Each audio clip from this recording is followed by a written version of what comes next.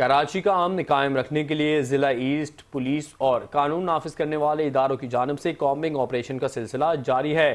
رات گئے 50 گھروں کی تلاشی لی گئی اور غیر مقامی افغانیوں کو حراست میں لیا گیا۔ رواں سال ضلع ایسٹ سے 7,348 افغانی ہاتھ آئے۔ مزید اس حوالے سے بتا رہی ہیں شائستہ زیدی۔ جی شائستہ، بتائیے گا اس حوالے سے۔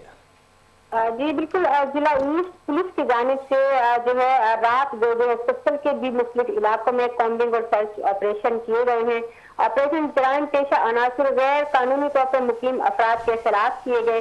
آپریشن کے دوران جو ہے 50 گھروں، ہوٹلوں اور دکانوں کی تلاشی بھی لی گئی اور 3 غیر قانونی طور پر مقیم افغانی باشندے جو تھے ان کو حراست میں لیا گیا ہے۔